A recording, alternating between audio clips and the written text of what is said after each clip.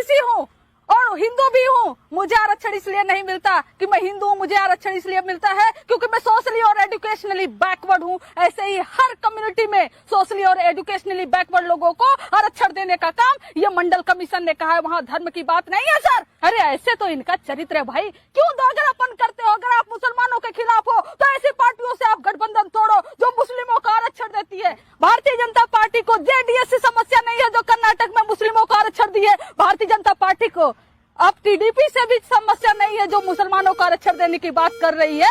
लेकिन जहां उनको जरूरत होगी कि मुसलमान को बीच में लाए और ध्रुवीकरण करे, वहां पर वो मुसलमानों के आरक्षण के खिलाफ हो जाएंगे। हमने डीएमके को भी सपोर्ट किया, हमने टीडीपी के साथ सरकार बनाई। समस्या है नाविका जी, समस्या ये है कि कांग्रेस ने जो चाल चली है उसका बीजेपी से कोई मतलब नहीं है। कांग्रेस ने जो चाल चली है उसका बीजेपी से कोई मतलब नहीं है।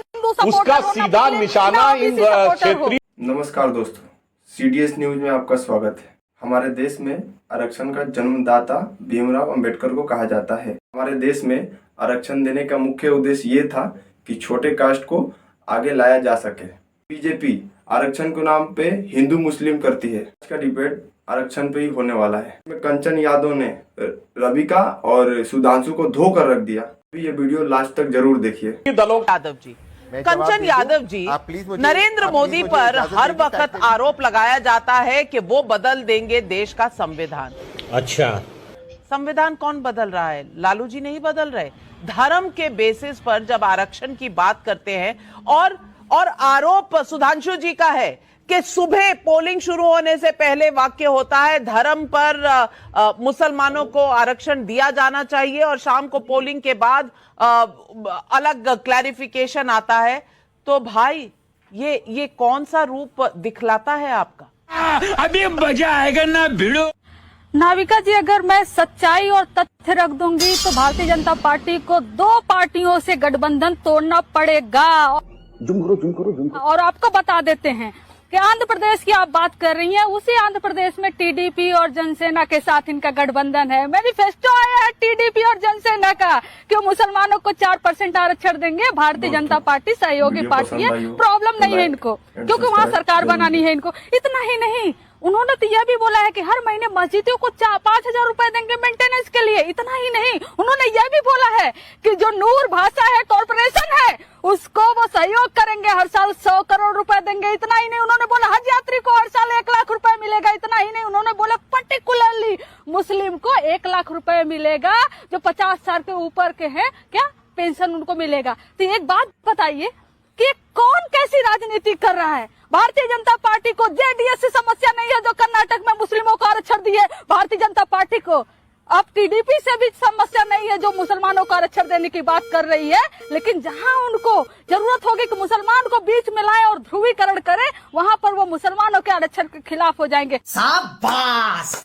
अरे ऐसे तो इनका चरित्र है भाई। क्यों दोगलापन करते हो? अगर आप मुसलमानों के खिलाफ हो तो ऐसी पार्टियों से आप गठबंधन तोड़ो जो मुस्लिमों को आरक्षण देती है। और आपको साफ साफ बता दे, धर्म का आरक्षण नहीं। सवाल और मुद्दा तो सही उठाया है कंचन यादव जी, जवाब दीजिए सुधांशु त्रिवेदी जी। जवाब नहीं, एक मुझे और एक जानते हैं, यहाँ एक और बात है। मंडल कमीशन में यह कहा गया मैं ओबीसी हूँ और हिंदू भी हूँ। मुझे आरक्षण इसलिए नहीं मिलता कि मैं हिंदू हूँ, मुझे आरक्षण इसलिए मिलता है क्योंकि मैं सोशली और एजुकेशनली बैकवर्ड हूँ। ऐसे ही हर कम्युनिटी में सोशली और एजुकेशनली बैकवर्ड लोगों को आरक्षण देने का काम ये मंडल कमीशन ने कहा है। वहाँ धर्म की बात नहीं है सर। शाबाश!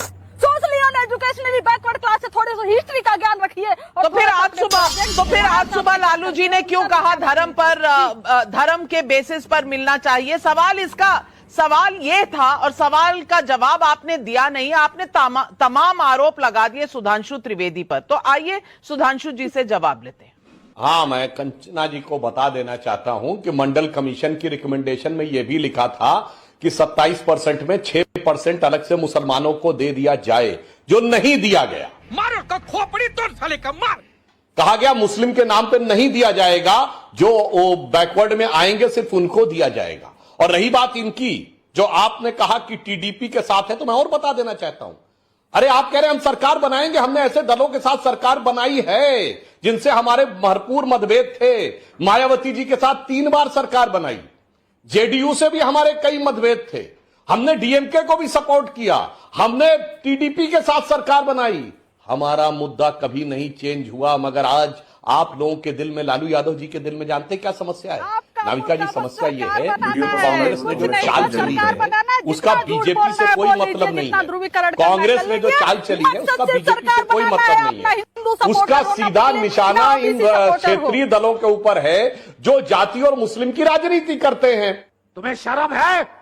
अब आज क्या है कि कांग्रेस ने जब ये स्टैंड ले लिया कि हम कर्नाटक में मुस्लिम पूरे को आरक्षण देंगे, तो हड़बड़ी हो गई डीएमके में, सपा में, राजद में कि हमारा वोट न खा जाए। आज कांग्रेस ने वो चाल चली है कि एक्सट्रीम लेफ्ट का एजेंडा भी हम ही ले लिए। जो लोग कास्ट सेंसस की बात कहते थे वो एजेंडा भी मेरा, घनघोर मुस्लिम एजेंडा भी मेरा। यानी जानते क्या स्थिति हो गई? मुस्लिम वोटों के लिए इन पार्टियों की हालत यह हो गई है, वो जवाबी कव्वाली है। जैसे जाड़े में हर कंपनी कहती है मेरा च्यवनप्राश सबसे असली है, आपकी सेहत यही ठीक करेगा, तो सपा, राजद, डीएमके और कांग्रेस सब कह रहे हैं मुसलमानों से तेरा मेरा ही सबसे अच्छा है। इसमें से किसी को मुसलमानों के ईमान से भी मतलब नहीं, सबको अपनी अपनी दुकान के सामान से मतलब है। और सबको पता है कि उनकी दुकान का सबसे बिकाऊ सामान सिर्फ कट्टरपंथी मुसलमान है। मारो का खोपड़ी तोड़ साले का मार। केवल इसके लिए सारा झमेला है। और यह डर है लालू यादव जी के मन में, यह डर है अखिलेश यादव जी के मन में, जो प्रोफेसर राम गोपाल बोले कि राम मंदिर बेकार है, कि उन्हें लग रहा है कि जो मैंने कांग्रेस से। दोस्तों, अगर वीडियो पसंद आई हो तो हमारे YouTube चैनल को लाइक और सब्सक्राइब जरूर करें।